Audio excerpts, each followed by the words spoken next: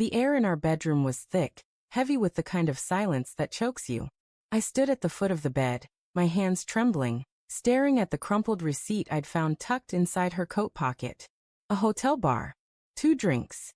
A date from last Tuesday, when she'd told me she was working late.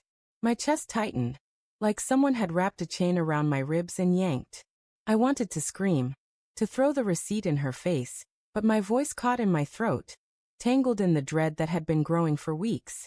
Lila was in the bathroom, humming softly, oblivious to the storm brewing in my head. Her voice was light, almost carefree, a stark contrast to the weight pressing down on me. I could hear the faucet running, the faint clink of her bracelet against the sink. Every sound felt like a betrayal, a reminder of how normal she seemed while my world was unraveling. I clutched the receipt tighter, the paper crinkling under my fingers, and tried to convince myself it was nothing. A misunderstanding. A coincidence. But the math didn't add up, and neither did the way she'd been acting. Distant, distracted, her smiles too quick, her excuses too polished. We'd been married 7 years, and I thought I knew every inch of her. The way her hazel eyes crinkled when she laughed, the way she'd curl into me on the couch, her breath warm against my neck. But lately, those moments had vanished. She'd stopped touching me, stopped looking at me like I was hers. Every night, I'd reach for her, my hands tentative, hopeful, only to be met with a sigh or a gentle push away. "I'm tired, Mark," she'd say, her voice soft but firm, like a door closing.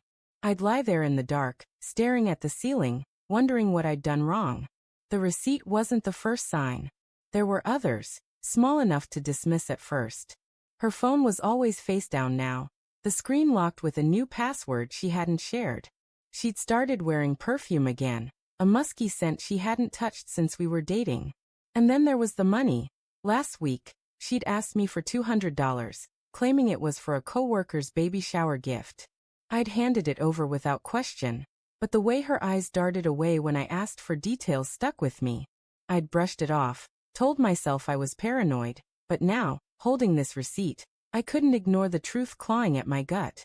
The bathroom door creaked open, and Lila stepped out, her hair damp, a towel wrapped loosely around her. She froze when she saw me, her eyes flicking to the paper in my hand. For a split second, something flashed across her face, fear maybe, or guilt. Then it was gone, replaced by a smile that didn't reach her eyes. "You okay, babe?" she asked, her voice too bright, like she was trying to outrun something. I held up the receipt, my hands shaking. "What's this, Lila?" My voice was low, barely controlled, each word sharp enough to cut. Her smile faltered, just for a moment, but she recovered quickly, stepping closer, her bare feet silent on the hardwood floor. "Oh, that." She tilted her head, casual, like we were discussing the weather. "Probably from drinks with Sarah last week. You know how she gets when she's stressed. Needed a girl's night." She reached for the receipt, but I pulled it back, my heart pounding. "Sarah." I repeated, the name tasting bitter. "You were with Sarah on Tuesday? At the Marriott bar? 2 martinis at 9:47 p.m. My voice cracked, and I hated how desperate I sounded. How much I wanted her to have an answer that would make this all go away. Her eyes widened, just a fraction, but enough to betray her. She opened her mouth, then closed it, her fingers tightening on the towel. "Mark, why are you doing this?" she said finally, her tone shifting, defensive now. "You're acting like I'm hiding something." "Are you?" The question hung between us, heavy, unyielding. I wanted her to laugh, to roll her eyes, to call me ridiculous. But she didn't.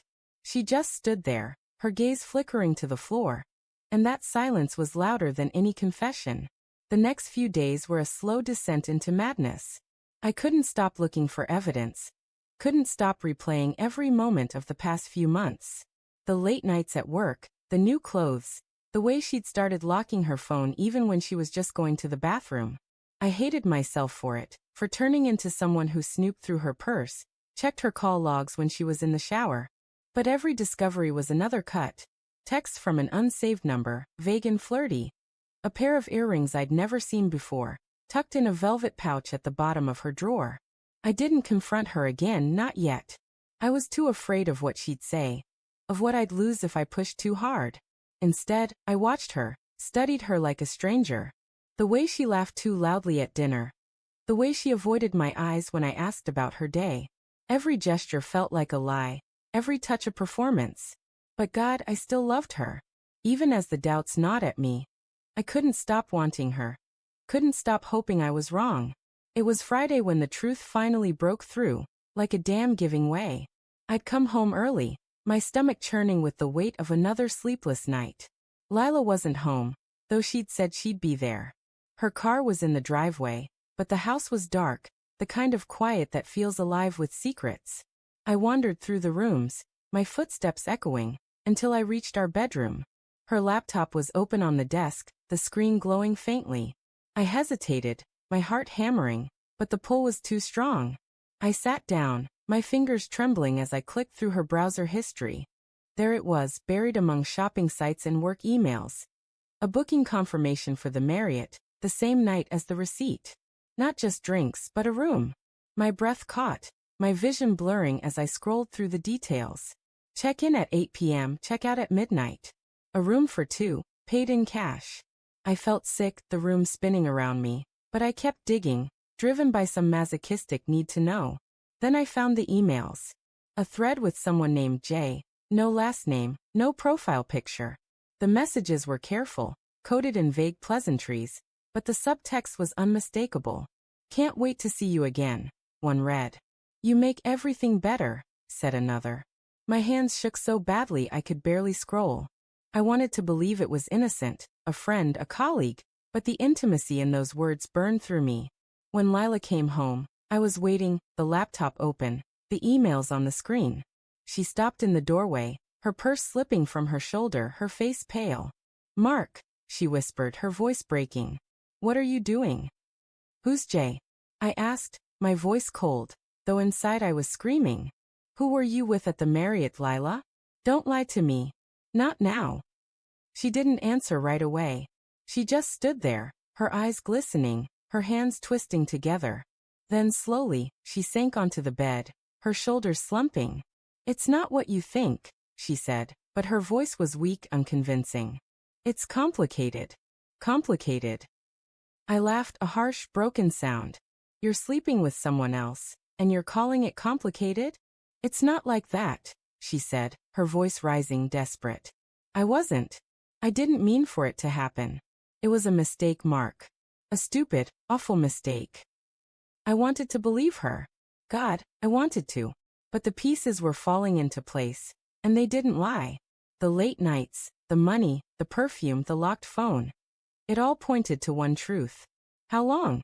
I asked, my voice barely a whisper. She looked away, tears spilling down her cheeks. A few months, she admitted, her voice so soft I almost didn't hear it. It was just, I felt so alone, Mark. You were always working, always distracted. I didn't know how to reach you. Her words hit like a punch, not because they were true, but because they weren't. I'd been there, begging for her attention, pouring my heart out night after night. And she'd turned to someone else. The betrayal wasn't just in her body, but in her blame, in the way she twisted our marriage into something I didn't recognize. I stood, my legs unsteady, and walked to the window. The street outside was quiet, the neighbors' lights glowing softly. I thought about the life we'd built, the promises we'd made. I thought about the receipt, the emails, the way she'd looked at me like I was a stranger. And then I thought about the money, $200 for a baby shower gift. A lie so small, so mundane, it almost broke me. Who is he? I asked, turning to face her. My voice was calm now, too calm, like the quiet before a storm. She hesitated, then whispered a name. James. James. Her coworker. The one she'd mentioned casually. The one who'd always seemed too friendly, too close. I'd met him once, at a company party, his handshake too firm, his smile too knowing. I told myself I was imagining things. I wasn't. I didn't yell. I didn't cry. I just looked at her, at the woman I'd loved for 7 years, and felt something inside me shatter. Get out. I said, my voice steady, final. Mark, please, she sobbed, reaching for me. But I stepped back, out of her reach. Get out, I repeated, and this time she listened. She grabbed her purse, her coat, and walked out, the door clicking shut behind her. The silence that followed was deafening, but it was honest. For the first time in months, I knew exactly where I stood. I sank onto the bed, the receipt still crumpled in my hand, and stared at the empty space where she'd been. The truth was out, raw and ugly. But there was no relief, only a hollow ache where love used to be. And then in the quiet, I noticed something else. A faint scent on the pillow, not her perfume, but something sharper, unfamiliar. His cologne. It was the final twist of the knife, proof that the betrayal had been here, in our home, in our bed. I buried my face in my hands, and for the first time that night, I let myself cry.